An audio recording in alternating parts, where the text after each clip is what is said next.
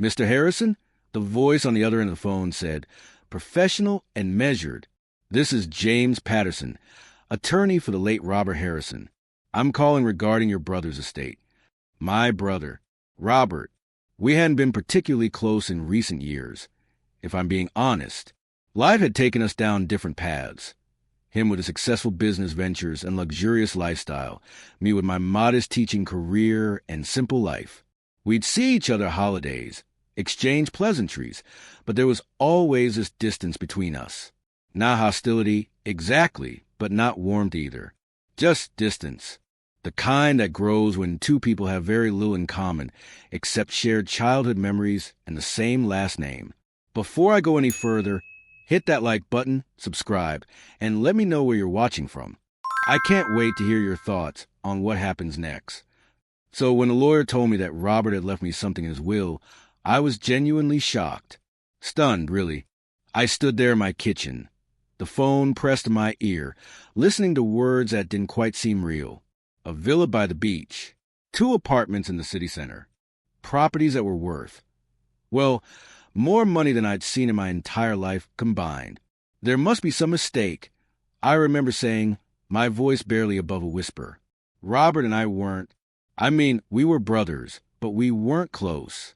Are you sure he meant to leave these to me? But there was no mistake. The lawyer assured me of that. Robert had been very specific in his will, very deliberate. He left the bulk of his estate to various charities and business partners. But these particular properties, the villa, the apartments, those were for me, his younger brother, the one he'd grown up with in that cramped 2-bedroom house on Maple Street, sharing bunk beds and trading baseball cards and dreaming about what life would be like when we grew up. Maybe that's what he remembered in the end. Not the distance that had grown between us, not the different lives we'd led, but those early days when we were just 2 kids who had each other's backs no matter what. The thought made my eyes sting with tears I hadn't expected to shed. After I hung up the phone, I just stood there for what felt like hours, but was probably only minutes. My mind was racing, trying to process what this meant. A beach villa. I'd always dreamed of living by the ocean, of waking up to the sound of waves instead of traffic, of spending my mornings walking along the shore with my coffee. It had been one of those distant, impossible dreams. The kind you entertain when you're feeling particularly wistful, but never actually expect to come true. And now, suddenly, impossibly, it was real. I thought about what my life could be like. I imagined myself in that villa, sitting on a terrace overlooking the water as the sun set in brilliant oranges and purples. I pictured myself finally having the time and space to do all the things I'd put off for so long, reading those books that had been gathering dust on my shelf, taking up painting again like I used to do before life got so busy, maybe even learning to sail.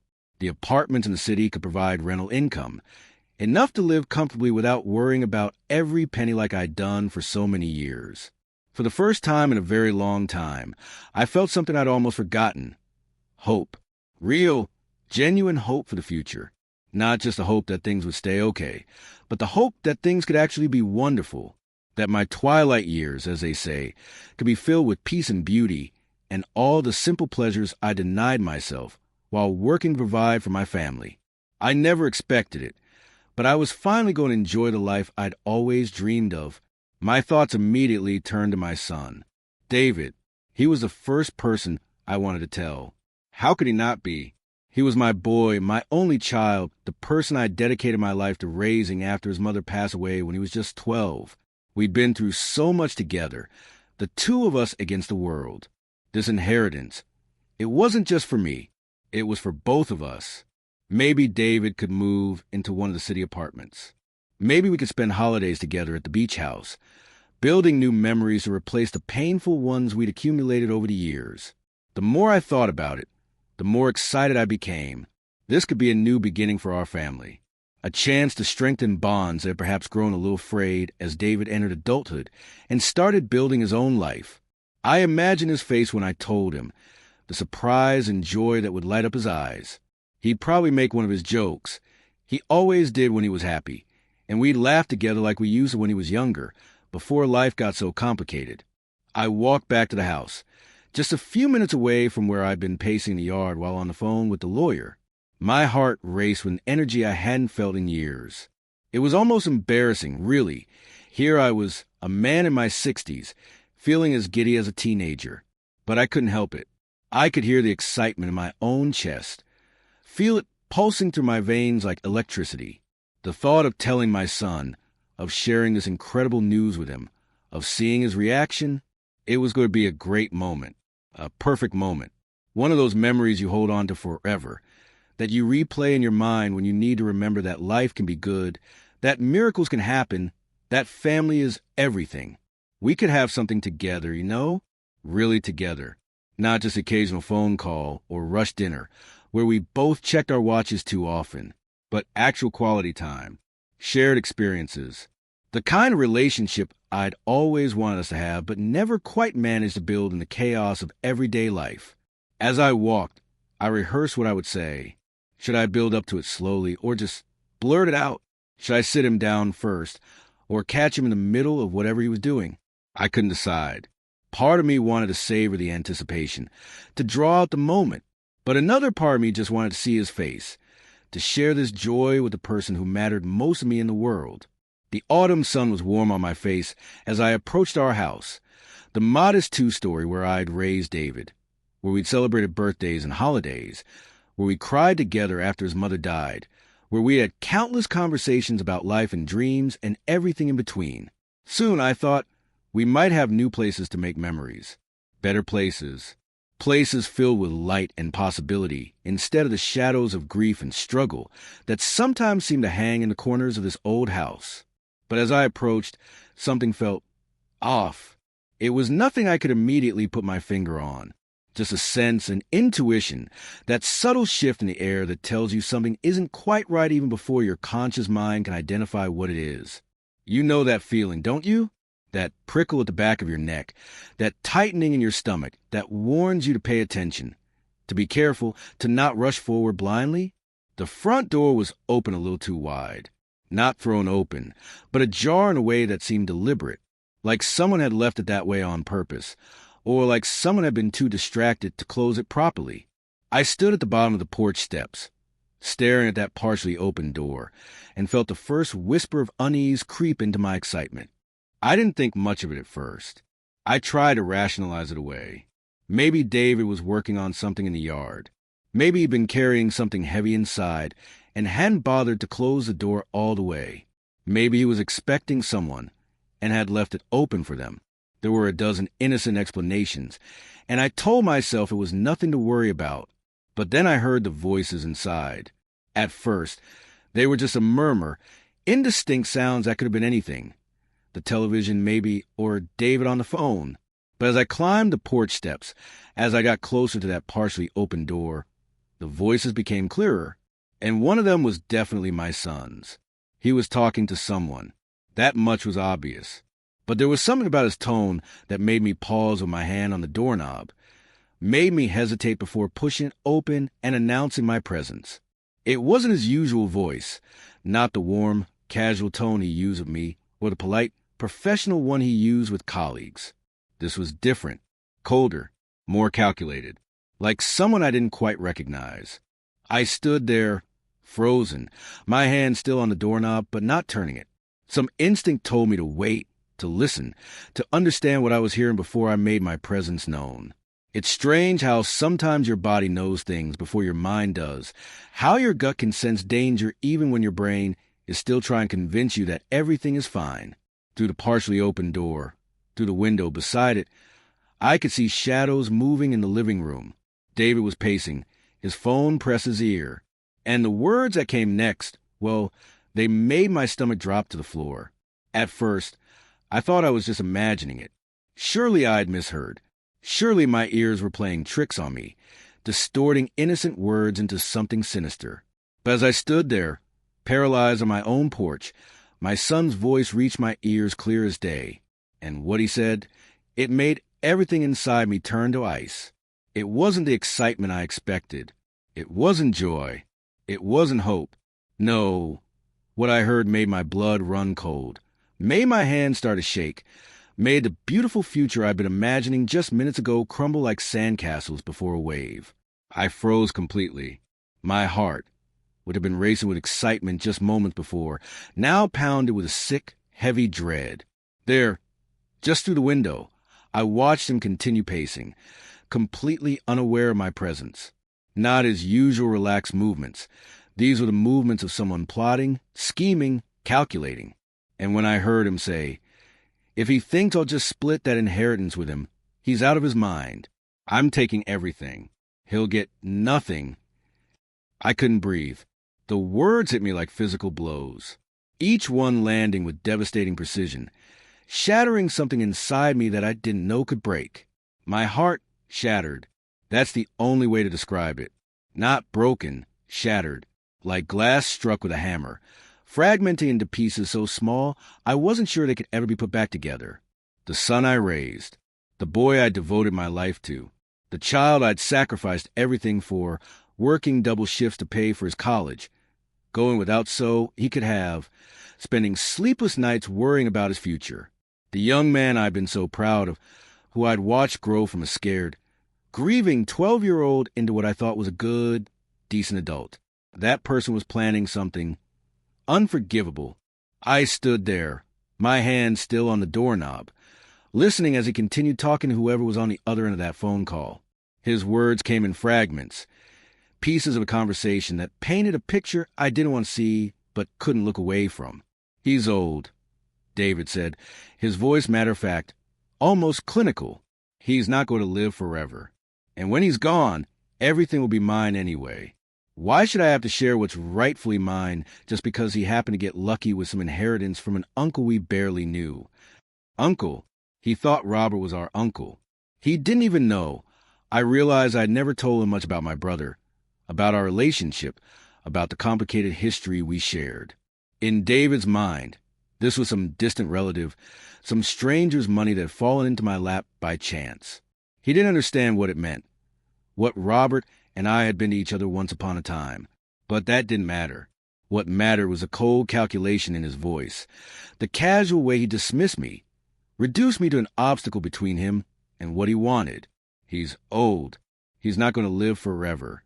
As if my death was just another item on a timeline, another step in his plan to acquire wealth he hadn't earned. "The old man's always been too soft anyway," he continued, and I flinched at the casual cruelty in his words. "He'll probably try to do something noble, split it up, be fair.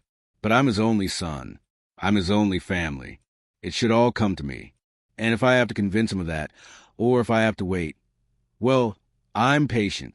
Either way, I'm getting what's mine. What's mine, not what's ours, not what we could share. What's his, as if I was already dead, as if my wishes didn't matter, as if the only thing standing between him and his inheritance was the inconvenient fact that I was still breathing. I didn't know what to do. Part of me wanted to burst through that door, to confront him, to demand an explanation for words that seemed impossible to explain. But another part of me, the part that was still reeling from shock, still tried to process what I was hearing, told me to wait, to listen, to understand the full extent of what was happening before I made any moves I couldn't take back. I couldn't just barge in. I didn't know who he was talking to. A friend? A lawyer of his own? Someone else who was encouraging this betrayal? And I didn't know what exactly he was planning. Were these just bitter words spoken in a moment of frustration, or was there an actual plan? Something concrete and calculated? My hands were shaking as I stood there, listening to my own flesh and blood talk about taking advantage of a situation he knew nothing about.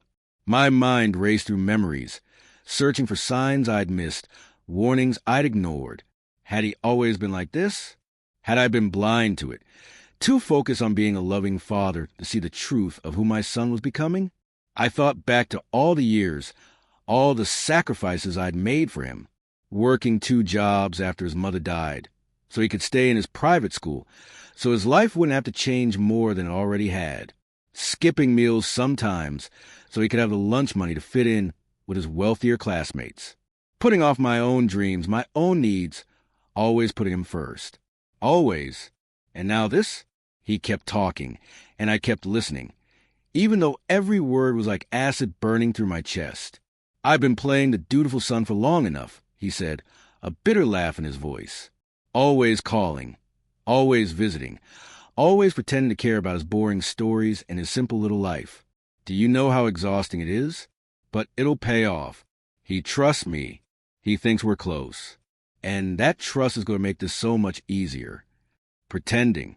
That's what he'd been doing. Our phone calls, our dinners together, those moments I treasured, they'd been a performance. An act. He'd been playing a role, biding his time, waiting for the payoff. And I, like a fool, had believed every word, every smile, every "I love you, Dad," that he probably calculated for maximum effect. I wanted to be sick. Right there on my own porch. I thought I might actually vomit from the sheer horror of what I was learning. This wasn't just about money. This wasn't just about greed. This was about fundamental dishonesty, about a relationship I thought was real, but was apparently nothing more than a long con. How many years had he been like this? When had my son turned into this stranger? I've given everything for my family. Everything. My youth, my dreams, my health, my happiness. All of it sacrificed on the altar of being a good father, of making sure David had every opportunity, every advantage I could give him. And yet, in that moment, as I stood outside my own home listening to my son plot against me, all I could think was, how did it come to this? How did the sweet little boy who used to climb into my lap and ask me to read him just one more story turn into this cold, calculating person who saw me as nothing more than an obstacle? How did the teenager who cried in my arms when his girlfriend broke up with him become someone who could talk about my death with such casual indifference? How did the young man I'd been so proud of, who I thought had grown into someone good and kind and decent, become someone I couldn't even recognize? I thought I had raised him better. God, I thought I'd raised him better. I'd tried so hard to teach him values, honesty, compassion, integrity, respect. We'd talk about what it meant to be a good person, about how money and possessions weren't what mattered in life. Or so I thought. Had none of it stuck? Had he just been nodding along, agreeing with me while secretly thinking I was a fool? While secretly despising my simple life and my simple values. But this was betrayal on a level I'd never imagined possible. No, worse than that. This was a heart I couldn't recognize. When I looked at the shadow of my son pacing in the living room, gesturing with his free hand as he spoke, I didn't see my boy anymore. I saw a stranger. Someone whose face I knew but whose soul was completely foreign to me. The phone call continued, but I'd stopped listening to the specific words. They all blurred together into a symphony of greed and calculation and cold, heartless planning. My son, or the person who used to be my son, was laying out a strategy. How he'd convince me to sign things over to him. How he'd slowly gain control of the properties. How he'd make sure that when all was said and done, he'd have everything and I'd have nothing. I had to make a choice. Standing there on that porch, with the warm autumn sun on my back and my world crumbling around me, I had to decide what to do next. Every option felt wrong. Every path forward seemed to lead to more pain, more loss, more heartbreak. I could confront him right now. I could throw open that door and demand answers. I could tell him I'd heard everything, that I knew exactly who he really was, that the mask had slipped and I could see the ugliness underneath. But would it change anything? Would confronting him magically transform him back into the son I thought I knew? Would it make him suddenly feel remorse? Suddenly realize the enormity of what he'd been planning? I doubted it. The man I'd heard on that phone call wasn't someone who would crumble under confrontation. He was someone who'd been playing a long game, someone who'd been patient and calculating. He'd probably just adjust his strategy, become more careful, cover his tracks better. Or worse, he might simply stop pretending. He might drop the facade entirely and show me exactly how little I meant to him now that he knew I knew. The man I thought I knew seemed like a stranger now. A complete and total stranger. And that realization hurt almost as much as the words I'd overheard, because it meant that I'd been living a lie. For how long? Years? Had any of it been real? Had my son ever actually loved me, or had I just been a means to an end from the moment he was old enough to understand the concept of inheritance? Would he even care about the inheritance itself, really? Or was it all about the money for him? The freedom it would buy, the lifestyle it would enable, the status it would confer? As I stood there in the shadows of my own porch, I realized something I had never imagined before, something that cut deeper than any of the other revelations of this terrible afternoon. What if he only cared about what he could get from me? Not me as a person, not me as his father, not the relationship we'd built, the memories we'd shared, the love I'd given him unconditionally for his entire life. What if all of that meant nothing to him? What if I was just a resource to be exploited, a walking bank account, a temporary inconvenience standing between him and wealth? The thought made me physically ill. I steadied myself against the porch railing, my knees suddenly weak, my vision blurring with tears I refused to let fall. Not yet. I wouldn't cry yet. I needed to think. I needed to process. I needed to understand what this meant for everything I believed about my life, my purpose, my legacy. And as I stood there, frozen between the past and the future, between the father I'd been and whatever I was about to become, I knew one thing with absolute certainty. Nothing would ever be the same again. The truth was in my hands now. My inheritance, the property, everything Robert had left me. It was mine to do with as I pleased. I could give it all to David, let him have his way, and maybe buy myself a few more years of his pretend affection. I could split it with him like I'd been planning, like I thought would be the fair and loving thing to do. Or I could cut him out entirely, leave him with nothing. Make him understand that actions have consequences, and that I wasn't the soft, foolish old man he apparently thought I was. But the more I thought about it, the more I realized it wasn't about the house or the apartments anymore. It wasn't about the money or the property or any of the material things Robert had left me. What did any of that matter if the person I most wanted to share it with saw me as nothing more than an obstacle to overcome? It was about my son's heart, or rather, the heart I thought he had but apparently didn't. It was about the relationship I thought we shared but apparently never had, at least not in the way I believed. It was about trust and love and family and all the things I thought were solid foundations but turned out to be built on sand. And I wasn't sure if I could ever get that back. Could you rebuild something that had never actually existed in the first place? Could you restore trust that had been a one-way street all along? Could you resurrect love that might have only ever been real for one person? The questions swirled in my mind, each one more painful than the last. I felt old suddenly, older than my years, older than I felt even in my darkest moments after losing my wife. Because at least then I'd had David. At least then I'd had someone to live for, someone who needed me, someone who I thought loved me back. But now I wasn't sure I had anyone at all. I decided to walk away. The decision came suddenly, instinctively, like my body knew what to do even while my mind was still spinning. I released my grip on the doorknob, taking care to move slowly, quietly, so he wouldn't hear. I backed down the porch steps, one careful step at a time, keeping my eyes on that partially open door, as if it might suddenly fly open and expose me. I didn't go inside. I didn't confront him right then, even though part of me was screaming to do exactly that. But it wasn't the time. I wasn't ready. I needed to think, to plan, to understand what I was going to do with this terrible knowledge that now lived inside me like a poison. As I turned and walked away from my own house, moving back down the sidewalk I walked up just minutes ago with such hope and excitement, something deep inside me knew this wasn't over. Not by a long shot. What happened next would change everything, for both of us, for our relationship, for our futures. But the shape of that change, the direction it would take, that was still uncertain. That was still to be decided. But for now, I needed to think. I walked without direction. My feet carry me forward while my mind remained trapped in that moment on the porch, replaying my son's words over and over again like a record with a scratch in it.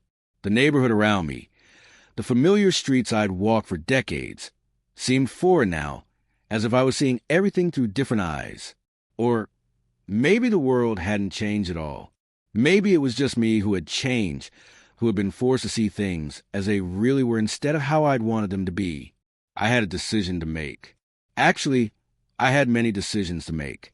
About the inheritance, about my relationship with David, about what kind of father I want to be going forward. The kind who enabled bad behavior by pretending not to see it, or the kind who held his child accountable even when it hurt. And as I walked, as the afternoon sun began its slow descent toward the horizon, I knew the hardest part was yet to come.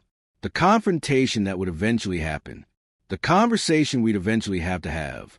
The moment when I'd have to look my son in the eye and tell him I knew, that I'd heard, that everything had changed.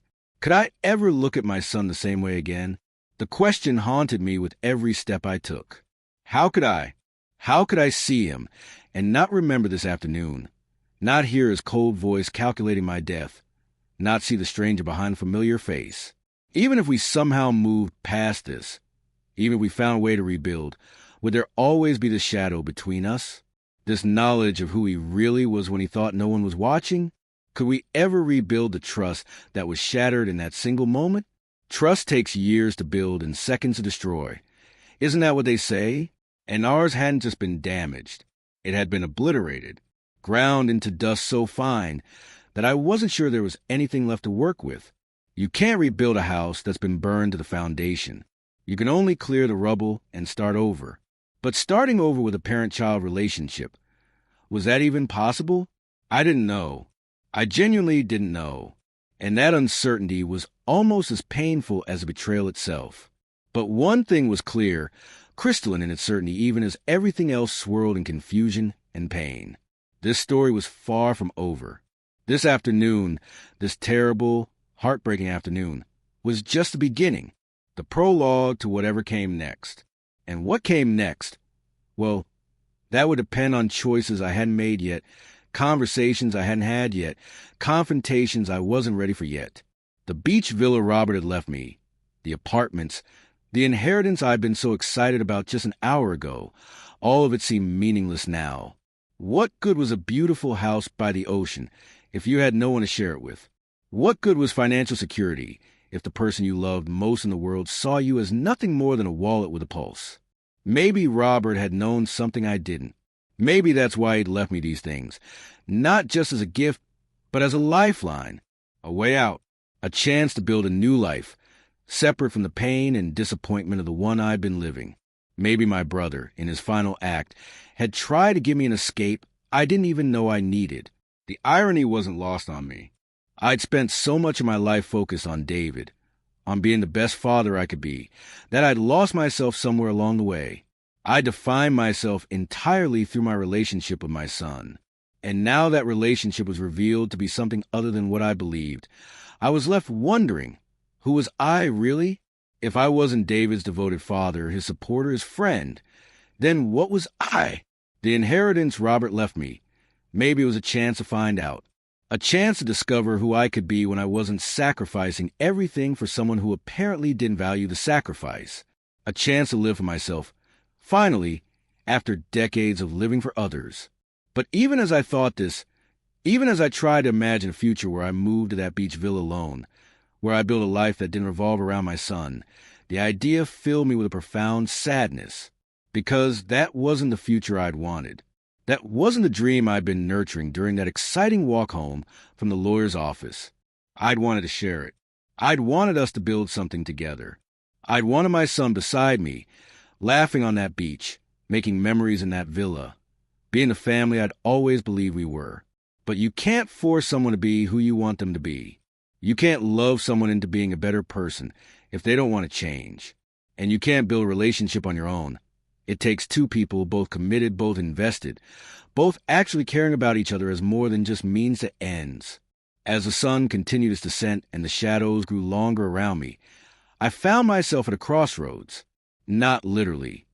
Though I had walked far enough that I was now standing at an actual intersection, the signal light cycling through its colors above me, but metaphorically, spiritually.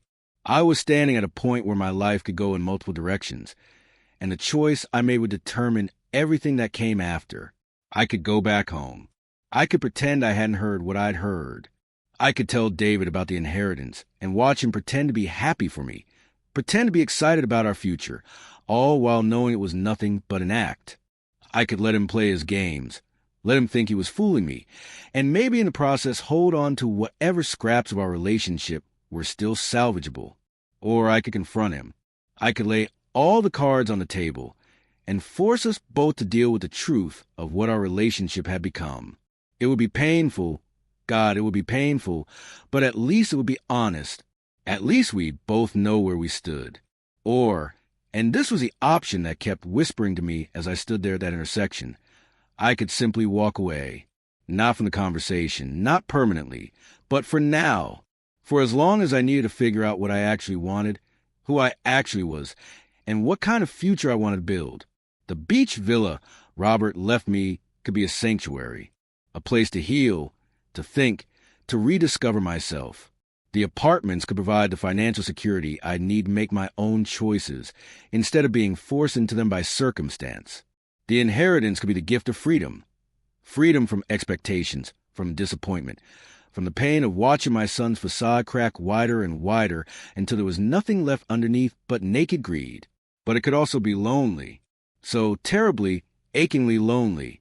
I stood there for a long time, watching the traffic lights cycle through its colors again and again. Red, yellow, green, stop, caution, go. If only life's choices were that simple, that clearly marked. If only there was a signal telling me which direction to take, which path would lead to healing instead of more heartbreak. Eventually, I started walking again. Not back toward home. I wasn't ready for that yet. Just forward, one foot in front of the other, letting my thoughts unspool as the sun painted the sky in shades of orange and pink and purple. And as I walked, as the day died around me and evening approached, I made myself a promise. Whatever I decided, whatever path I chose, it would be my decision. Not driven by fear, not by the desperate hope that things would go back to how they used to be, not by the fantasy of a relationship that apparently never existed in the first place. For once in my life, I would choose based on what was best for me, not for David, not for some ideal of what a father should be or how a family should function, but for me, for the man I was, and the man I still had time to become. The inheritance Robert left me wasn't just property and money. It was possibility. It was potential. It was a door opening to a future I'd never imagined, arriving at exactly the moment when the future I had imagined was revealed to be built on lies. Maybe that wasn't coincidence. Maybe that was grace. But standing between me and that future was the hardest conversation I'd ever have to have. The moment when I'd look into my son's eyes and have to decide, do I tell him I know? Do I call him out on his deception? Or do I stay silent, keep my knowledge hidden, and use it to protect myself while he continues to think he's fooling me? Neither option felt right. Neither felt like something I could live with. But one of them had to be chosen. Eventually. Just not today. Not yet. Not while the wound was still so fresh. While the shock was still numbing me to the full extent of the pain I knew was waiting for me once the reality fully sank in. Today I would just walk. And think. And grieve for the relationship I thought I had. And try to imagine what comes next after everything you believe turns out to be smoke and mirrors. Tomorrow would come soon enough. And with it, all the decisions I wasn't ready to make and all the conversations I wasn't ready to have. But for now, in this moment, as the last light of day faded from the sky and the streetlights began to flicker on around me, I just walked, one step at a time, into an uncertain future that suddenly looked nothing like I'd imagined it would just a few hours ago. And somewhere behind me, in the house I'd walked away from, my son probably had no idea that anything had changed. He probably thought his secret was safe, his plan intact, his future secure. He had no idea that everything had just shifted, that the foundation he'd been building his schemes on had just cracked wide open, that the soft, trusting father he'd been manipulating had just had his eyes open in the most painful way possible. But he would find out, eventually, when the time was right, when I was ready. Until then, I would hold this knowledge close. I would sit with it. I would let it teach me whatever hard lessons it had to teach. And I would figure out who I wanted to be in the aftermath of this revelation. The inheritance was mine. The choice was mine. The future was mine. And for the first time in a very long time, I had no idea what I was going to do with any of it. But I knew one thing for certain. Whatever happened next, I would face it with my eyes wide open. No more illusions. No more comfortable lies. Just the truth, however painful it might be. Because in the end, isn't that what we all deserve? The truth, even when it breaks our hearts. Even when it shatters everything we thought we knew. especially then. Please don't forget to subscribe to this channel and also share your thought in the comment section.